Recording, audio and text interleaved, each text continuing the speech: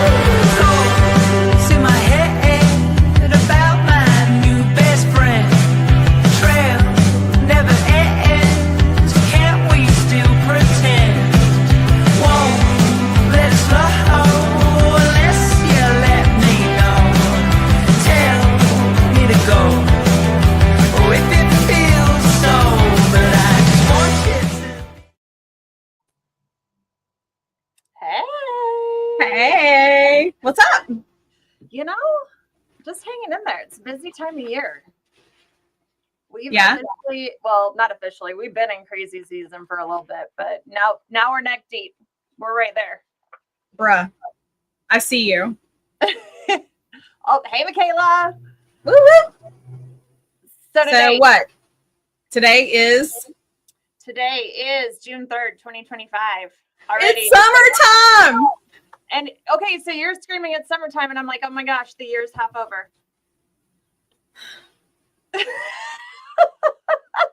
Yes, it's summertime. It's summertime. So let's dig into this. So everybody hears me. I definitely preach it and I scream it from the rooftops about operations management. And I went back through some of our Q&As that we've done, that I've been on, that Andrea's done, that other women have done. And I feel like we're kind of missing some solid foundation of what that is. Okay. So yeah, that's my first question. What is operations management? The answer is yes. I see you still. Operations management. I mean, it goes everything from the people that are answering your phones, that are following up on leads, to what happens after that, to it getting to your sales team, to putting together the estimate, to getting deposits and sign contracts, to, getting it into your shop, to, this giant circle. And that's what it is, because, you start one and it ticks around the clock, and then all of a sudden now you go to the next one. So I feel like we're really missing some key points on what this is and how to help everybody run their organization a little bit more streamlined, or maybe things that you kind of don't look at as really a big picture. Right. First and foremost, my number one piece of advice is anybody that is in an operation manager standpoint should know a little bit about everything. And I'm talking everything that goes on. They don't need to know every little detail that accounting's doing or every little detail that, certain people are doing, but they definitely need to have their hands in their pot, because they're the ones that are making the operations run. So if they don't know anything that's going on the accounting side, how do they make good decisions for upcoming projects or efficiency or any of that? Okay. That's the number one thing I just want to touch base on, is an operations manager should know a little bit about everything. They don't need every little detail. They don't need ins and outs of it all, but they need to know a little bit about everything. So you're basically saying an operation manager's job is to have a basic overview of every scope of a fencing business or a contractor's business? Yes. Okay. Every piece of it. And that goes down to, the people answering the phones. I mean, they should be communicating. You're good. Just keep going. They should be communicating with the people that are answering the phones to make sure that the information that they're actually getting from that very initial phone call is going to be beneficial and carry itself through the entire project. And so they need to have that insight. They need to have that feedback. And Right. if they don't, so, and then it snowballs. Everything starts with that initial phone call. And if you guys aren't organized, if you guys don't have certain things in place, then things go from just a little bit bad to worse to, oh my gosh, what are we doing? And sometimes the end of that, oh my gosh, what are we doing, is the end of the year where your profitability is zero. Because So what is throughout the year. I'm sorry. So what is a good starting point for, like, I believe you have a top 10 list? I do have a top 10 list. Number one thing that is, make sure your standardized processes, not only for you, but for your team. Make sure that things are consistent. Make sure that they are standardized across the board. Everybody is aware of kind of what they're doing, and you guys are following the same processes. Are there exceptions? Yes. But at the same time, this is going to help your team run more efficiently, which then turns around and increases profit. Agreed. So you should have a set of SOPs in your office or on your shared drive or however you communicate for every position, including operations management, correct? Absolutely. So, and that's kind of something we're going to get into even more. Another one that I'm a firm believer is job costing. Job costing by project is so vital for so many different reasons. One, you need to make sure that you're profitable, that your estimators are bidding correctly, that your shop's pulling correctly, that your field team is efficient and running correctly. All of these little things turn around and add up to the profitability at the end of the year. Now, is it goal to be profitable on every single job? Yes, duh. Like, none of us want to do this for free. Never. But in all reality, you win some and you lose some. And there's Right. some jobs that are just a nightmare that you wish you could have fired that customer from the get-go and you didn't follow your gut. Everybody's Right. seen Out Live before. If you haven't, it's a good one. I get into firing customers. But making sure that you also have the right team members in the right positions. Right. Because job costing is a big part of that. So you're just flippy floppy all over today. My door closed and I don't get good Wi-Fi when the door is closed. And I had like this nice little rubber band thingy that was holding it open, but that snapped the other day because we're having some crazy winds over here with a potential hurricane in the next few weeks. And then the Sahara sand coming through. Like, yeah, it's just, Louisiana is a weird place to be right now. Oh, so you're in Jumanji level 6. Basically, and it's only like 105 degrees with 7,500% humidity. Our high today, I think, was like 58. Oh no, we're deep into swimming pool season. So okay. So let's talk about another key factor that we have actually found to be super, super beneficial in our organization is to implement a real-time communication. We all know about phone calls. We all know about text messages. We all know about emails. We all know about those things. And that's great.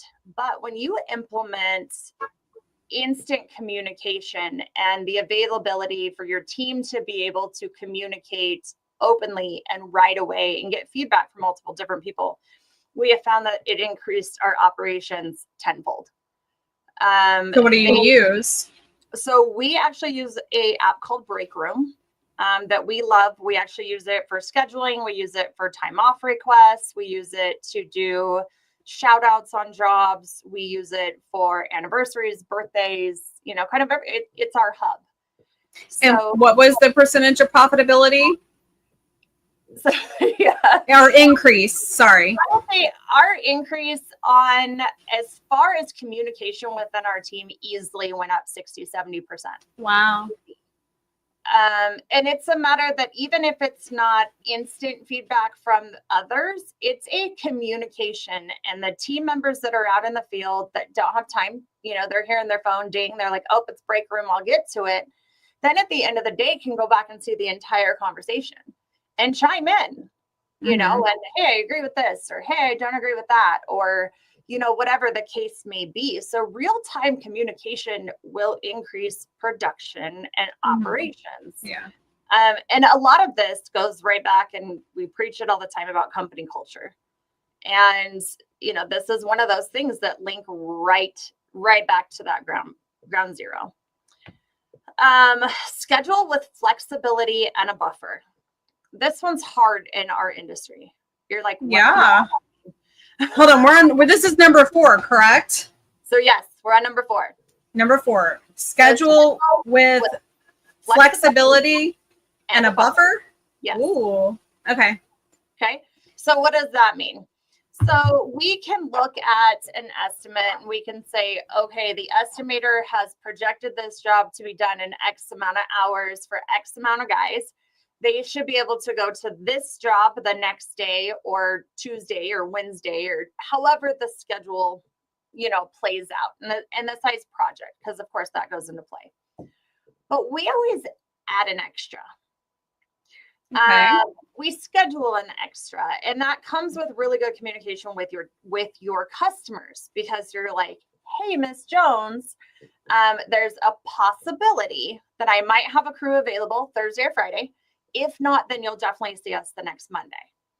Now, are we going to tell our team about Miss Jones's job? Absolutely not. The reason that we don't is because we want them to focus on the job at hand. I don't want them to be like, oh my gosh, we got to hurry up and we got to take this shortcut and that shortcut and we got to get to this job. And then Veronica has 5 more on us behind that. Absolutely not.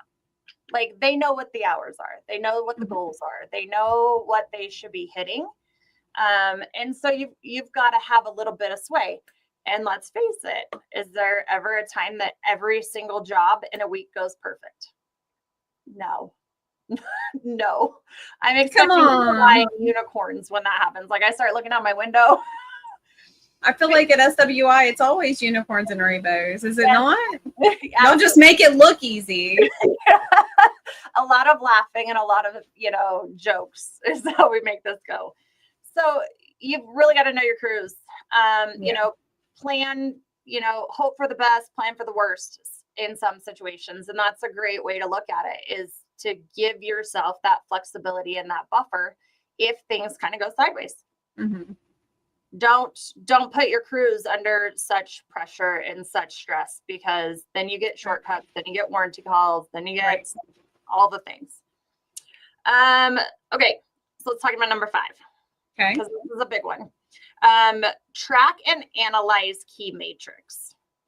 Bro, I feel like we need an entire episode on that, because like, straight up, like, how do you convince a 1 or 2 man company, shoot, even 5, right? 5 employees or teammates all together to do that? That's, man. If you are setting your team and your company up for success, you have documents in process, right? Like, you have ways that but are you utilizing that information that's being turned in? So number 1 is you can have 2 crew leaders that each have experienced installers with them that have been in the industry the same amount of time, same training, same everything.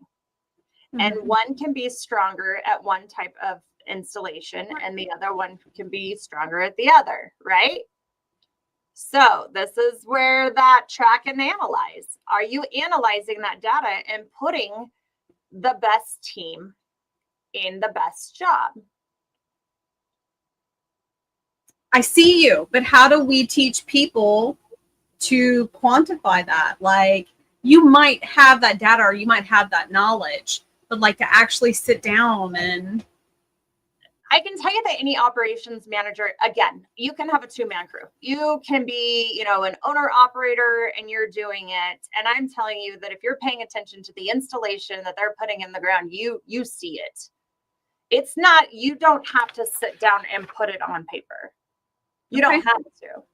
it's really, but you should be at a position to be able to analyze the information that's coming in. If you've estimated a project for 20 hours, let's say we got two projects side by side, 500 linear feet of fence, same type of fence, same kind of everything.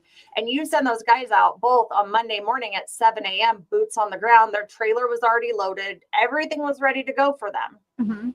It's really easy to tell if one's not as experienced or as efficient in the execution as the other. And these are all things that are coming in. If you've got a crew that's scheduled for those 3 jobs and you're constantly seeing that they're only getting to 1 or 1.5 a week, this is information that's coming in, but you have to open your eyes and you have to see it. Now, as you get to be a bigger organization, then, there's a lot more documentation, because then you put in a lot more policies and procedures or documents or daily tickets or things like that they're turning in, which makes it very black and white. So our guys get paid off of their daily tickets. They don't turn in a daily ticket that shows, what they did for the day, where they were at, all of this information. They don't get paid. Right. I mean, in all reality, we start calling them and say, hey, where's your daily ticket? But this is another level of communication that SWI has in place between the field and the office. And in turn gives us data to be able to go in and look at, to be able to go in and analyze and compile this information over a series of time. I will tell you, Josh Glover is like the king of spreadsheets. Who's Josh Glover? Mr. Funza, Florida, down there in Panama City Beach. Never heard of him. Weird. Me either. I did see a picture of his daughter driving a boat, but never heard of the guy. Oh, that's my say. That's my girl. He's the king of spreadsheets, and I'll tell you what he does. And one of the things that absolutely blew me away the first time I met Josh in 2020 was at the end of every project, he goes in and puts it, doesn't like foreman, installer, the type of job, the linear foot, the corners, the gates, and the hours. And then it turns around and it not only shows you the efficiency of the foreman, it shows you the efficiency of the installers. Where did he get that mathematical equation? I don't know. Like I said, he's like the king of spreadsheets, and it's amazing. So you can send the same installer with 5 different foremen, and it's going to show you actually his efficiency, not the foreman's. That's cool. Insane. So just another way, throw it out there. It doesn't matter if it's a spreadsheet. Doesn't matter if it's daily tickets. It doesn't matter. The information's there. Okay, so let's talk about number 6. This one's super big to us, is cross-train your team. Yeah. This is a big one. And a lot of organizations, we feel, lose this or forget this.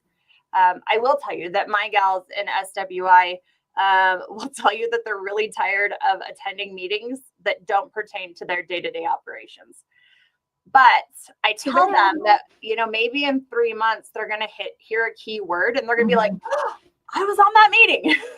Right. And we're starting to get this information and we're starting to cross-train. It also makes vacations easier to plan. It also makes, if there's an emergency and someone's out, or my big joke is, if I get hit by a bus, this organization is going to be fine. They're going to be able to function. Another thing that we do that's really big is there's not an account that is created within SWI that is used for SWI use, that the username and password is not logged on a spreadsheet. Yeah, same here. Setting everybody up for success. This isn't, we're a team. Nothing's a secret. Nothing's like, you don't own your email. So yeah, you don't own your desk. You don't own the paperwork in it. It's literally, there's no privacy. Right. And all of us are in this for, with blood, sweat, and tears, wanting to watch this organization succeed. So why would you not want this organization to succeed if something was to happen to you? Right. So important. I've learned so much from meeting you. Really had no business being in. What is that dinging in your background? That is James's alarm saying, hey, it's 4:45, Veronica, get off your computer. Oh, I thought it was popcorn or something exciting. What's up, Chris Hearn? Hello. Okay. Here's another big one that I think gets lost in the mix is a clear handoff transition within your organization. So we talked about a operations manager should have a little bit to do with everything, right? Mhm. But when you get to a certain point in your organization, you start to have departments and, Right. and things have to follow policies and procedures and steps that you have set up. So how do you make that clear? How do you make sure that the information from the very first phone call, that very first, thank you for calling SWI, this is Veronica, how can I help you? To the very end when those guys are wrapping up and asking Miss Jones for a check. How do you do that? You put policies Memory? and procedures. I wish. You put policies and procedures into place to make sure that that information is carrying it across. We have a Right. form. It's a job packet scope, and it's a cover sheet. And then we have requirements that go in that packet, in every single packet for every single job. So that communication goes through the line. Another Mhm. one that's a big one for us that we have implemented in the last few years that was huge was when the estimators get a job and they collect a deposit and they get all their paperwork and they put it all together to go into the next phase, right? To Right. go to the shop, to start to prepare, and then it goes into scheduling and then it goes into production. One of the things that we started to do is right then they call in locates. Now you're probably like, Veronica, if we're not going to get to it for 6 to 8 weeks, why are we calling in locates? Yeah. Because that information is so fresh in the salesman's mind. They know that site Okay. super quick, jump and do your locates. So even if the locates are expired, even 2 weeks down the road, you just call and you refresh your ticket. You don't have to remember, certain particulars or go through the drawing. Or one of the things we're noticing is that disconnect between the sales and it hitting operations. Right. Because you do have that information. You have a site drawing, you have, your company cam information, you have all of this stuff, but it's different when it's real fresh in your mind. Always. So it's another smooth transition. Okay. Another one that we do is like the daily tickets. This is a transition between the field information and accounting and the field information and operations. It's a daily ticket, not to mention it's a communication between the field and HR because these guys want to get paid. Right. So we've created one form that carries all that information over to make that smooth transition. If you're realizing that you're having a hitch in your giddy up in all of your departments, I really suggest you sit back and you look at policies and procedures that you have into place to make sure that both departments are getting the information they need to make sure that that transition is seamless. Because in most organizations, we don't have all time to be able to sit down at the beginning of the week and the end of the week and have a big old powwow over every single job. Especially with us being spread out over the state, not very efficient. Right. Okay, number 8, inventory control. Now, What that? So I want to touch base on this on a small organization and a big organization and different ways to do this. Number 1 is make sure that you have some type of control in place. One of the things that you can do if you're a smaller organization, you don't have $100,000 worth of material or space, to be able to store your own material in. That doesn't mean that you don't need an inventory control. Right. One of the things you can do is between your sales and your shop team or who's ever ordering. Okay. So if it's going from your salesperson to whoever's ordering, that's one control. That's a double check. If your sales team is actually doing the ordering for you, then whoever is checking in that order, making sure it's right, staging it for the job, all of this information, that is a control as well. Another one is your foreman. The person that's responsible for installing that, they should be verifying, even if their trailer's loaded, they should be able to look at it and say, oh, I should have X amount of line posts. I should have X amount of corners. I should have X amount of gates. I should have, they should be able to do a quick control as well. Right. We're strong believers in 10% of your material. You should have 10% extra. Once you get out there, there's hitches in the giddy up that happen. Right. And sometimes they need an extra post, or sometimes, they got to rearrange things. So make sure you have that, because it's not efficient to come all the way back. And then making sure that material is getting turned back in, having a way to be able to credit that job back. And yeah, you might end up with a little bit of inventory in your yard that you're going to keep an eye on, because now it's got to be charged to the next job. Right. So don't let that money go to waste. Keep an eye on it. Those pennies for an easy twist tie could easily, rack up to be $100. Right. It doesn't take long. This one kind of leads back into company culture, is prioritize field feedback. Okay. Take them seriously. Listen to them. They're your team. They're the ones that out there are boots on the ground. They'll be able to let you know if they're seeing repetitive issues with the estimator, or if they're repetitively missing information, or if, hey, this is the policy and procedure that we've always had to install this type of fence, but we're seeing that this might be a better option. Giving them their feedback. That goes back to company culture. They're important. Their voices matter. And let's face it, they're the ones making money. It's not me, and it's not you in the office. It's them. Right. Right. And their voice matters. Listen to them. Oh yeah. And that, that goes for just the installers as well. If you have a foreman that's out there that, is just not cutting it, or telling them to cut corners, or telling them not to do things the way that they were originally trained by someone else, they should have a voice too. So, number 10, conduct post-job reviews. Oh. So, but I just got done a minute ago saying we don't have time every day or every week to sit down and do, hey, this is what's going on and this is a wrap up. But we also do go back through all the paperwork. Yeah. And we do have a form at the end of it that the guys fill out about what went great, what went wrong, what could have improved, what would have, and get their feedback.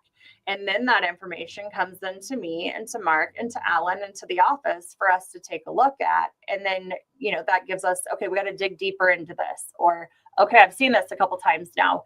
We really need to do this. This will improve your operations. This will improve your policies and your procedures and your overall operation of your organization, regardless how big or small. Wow. Can I just say, in less than 30 minutes, you did an extremely efficient overview of an operations management position. Oh, I'm incredibly proud of you. I've kind of been doing this for almost 8 years. Yeah, but you like to talk, girl. Like, sometimes you be off telling stories, and I'm like, girl, come on. We got things to do. Oh, we could have dug down some rabbit holes. I can give you some success stories on these, and I can give you some nightmare stories on I believe you. I believe you. Yes, for every good story, there's 5 bad ones. I believe you there. But it's a matter of fixing it and listening, and when you have those nightmare stories, take the time to dissect it and figure out where the problem went. And sometimes it's not an organization issue. No, right.